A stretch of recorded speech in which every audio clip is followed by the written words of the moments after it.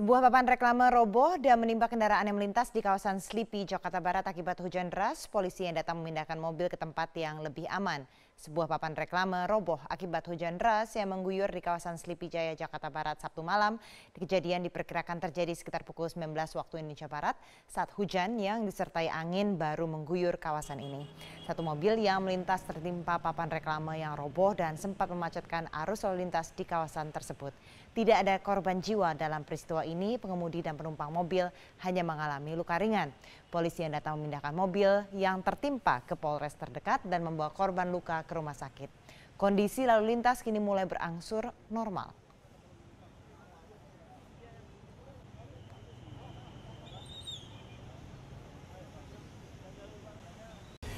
Presiden Direktur Freeport-McMoRan, Richard Edgerson, memberikan waktu 120 hari berunding dengan pemerintah terkait perubahan status kontrak karya ke izin usaha pertambangan khusus. Apabila terjadi ketidaksepakatan, Freeport mengancam akan membawa kasusnya ke jalur arbitrase internasional.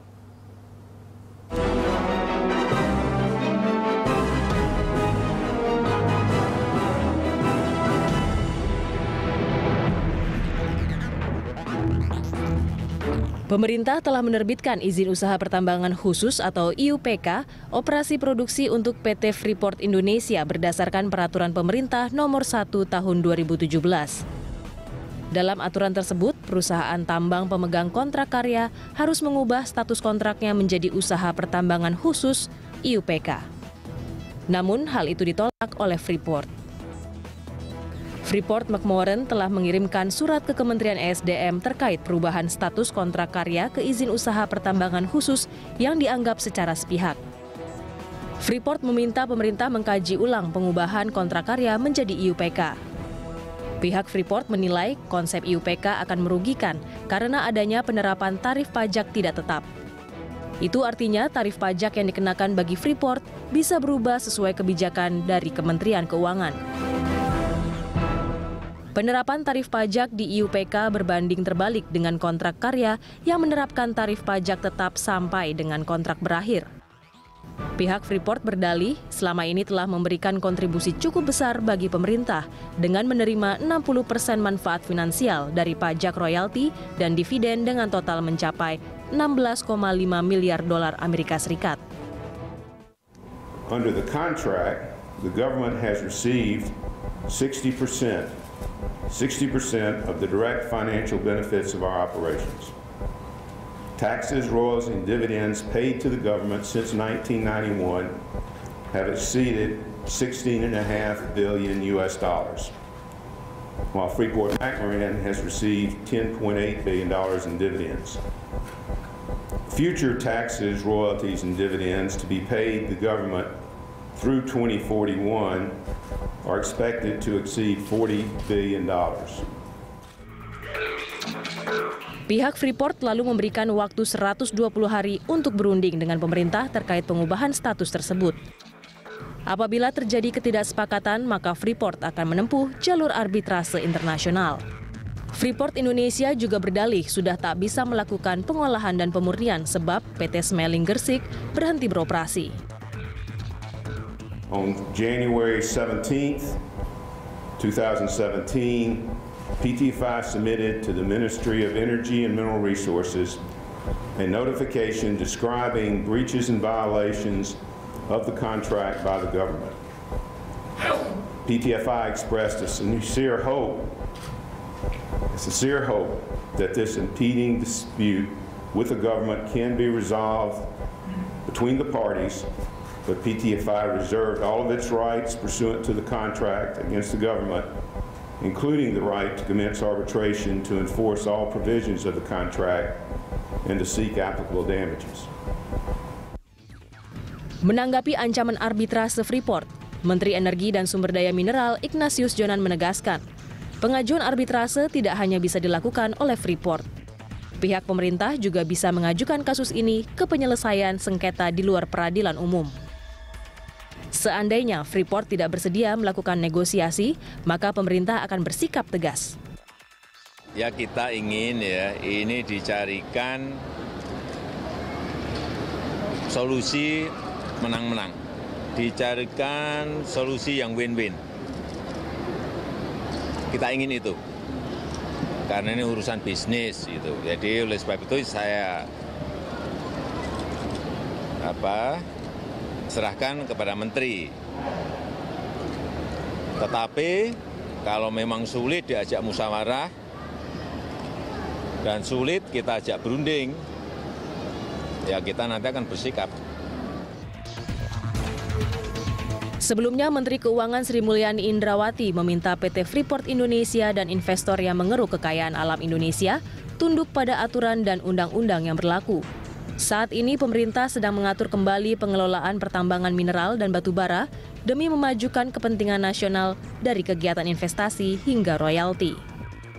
Kita juga ingin mengikuti peraturan perundang-undangan dan menjelaskan secara baik kepada seluruh investor sehingga mereka juga tidak mempersepsikan bahwa pemerintah Indonesia mencoba melakukan berbagai halangan-halangan atau kesulitan-kesulitan karena itu semuanya sudah ada di dalam undang-undang.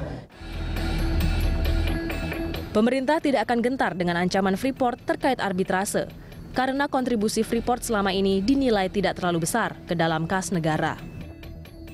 Sebelumnya, Freeport mengklaim telah membayarkan royalti dan pajak sebesar 214 triliun rupiah selama 25 tahun beroperasi di Indonesia.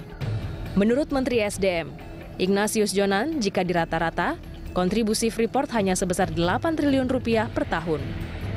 Nilai itu kalah jauh dibandingkan penerimaan cukai maupun penerimaan devisa dari tenaga kerja Indonesia. Bahkan kontribusi Freeport masih kecil dibandingkan pembayaran pajak dan dividen PT Telkom yang mencapai 20 triliun rupiah. Menteri Koordinator Bidang Kemaritiman Luhut Binsar Panjaitan juga memastikan pemerintah sangat siap menghadapi gugatan PT Freeport Indonesia. Karena Indonesia tidak boleh didikte oleh perusahaan multinasional seperti Freeport, maka pemerintah tidak akan mundur dari aturan terkait perubahan kontrak karya menjadi izin usaha pertambangan khusus. Kita sudah memberikan opsi terbaik yang tidak melanggar undang-undang dan peraturan yang ada. Ya, enggak apa-apa, tadi kita siap kalau itu diajukan ya kita akan layani dengan baik. Ya kita, kalau yang kita hitung mestinya kita menang dong, kita di undang-undang Indonesia, di Indonesia, kita undang-undang 2009 harusnya dia sudah membuat smelter, dia tidak buat smelter. Dia harus divestasi 51%, dia tidak divestasi waktu itu. Jadi apalagi? Meningkatnya ketegangan antara Freeport dengan pemerintah membuat saham Freeport-McMoRan terus tergerus pada pekan lalu. Pada perdagangan Selasa malam 21 Februari 2017, saham emiten berkode Bursa FCX itu ditutup anjlok 5,23% ke level $14,13 per unit saham. Berdasarkan data Bloomberg, saham Freeport terus terkoreksi dari posisi $14,91 per unit saham menjadi $14,13 per unit saham. Penurunan harga saham mengakibatkan penurunan kapitalisasi pasar Freeport ke level $19,24 miliar. Polemik izin usaha Freeport Indonesia berimbas negatif terhadap kinerja saham induk usaha di Bursa Amerika Serikat. Sejumlah kalangan mendukung sikap pemerintah dalam menghadapi ancaman PT Freeport Indonesia. Pemerintah diminta tidak perlu takut dengan ancaman tersebut karena langkah menyelesaikan investasi dan usaha PT Freeport Indonesia sudah tepat. Wakil Ketua Komisi 7 DPR RI, Satya Wirayuda, meminta pemerintah tidak perlu khawatir karena Freeport telah melanggar pasal 170 Undang-Undang Minerba. Harus mematuhi pasal 170 yang saat ini sudah jelas-jelas dilanggar. Karena di pasal 170 itu kalau statusnya masih dalam bentuk kontrak karya, maka pembuatan fasilitas pemurnian atau smelter itu harus dilakukan paling lambat akhir tahun 2014.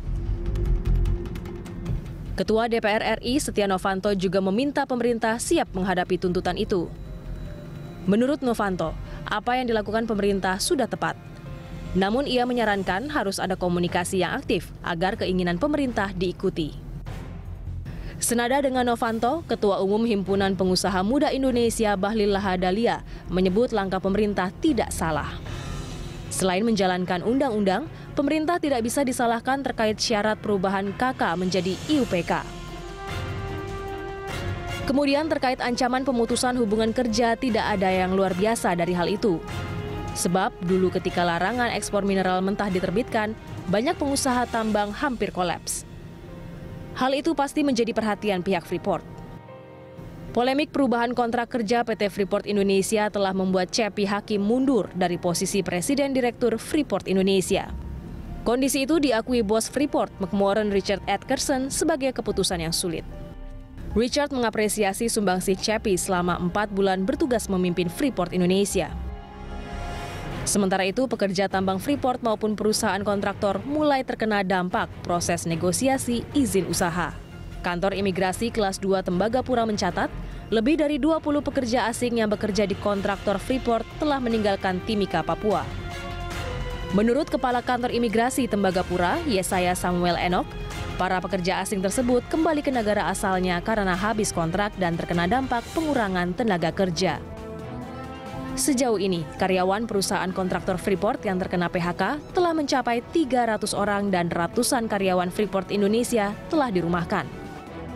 Berdasarkan surat dari Freeport McMoran kepada Menteri SDM Ignatius Jonan pada 21 Februari 2017, Richard C. Edgerson menyebut pihak Freeport masih percaya akan mencapai kesepakatan dengan pemerintah, meski dalam beberapa isu penting keduanya belum mencapai kesepakatan.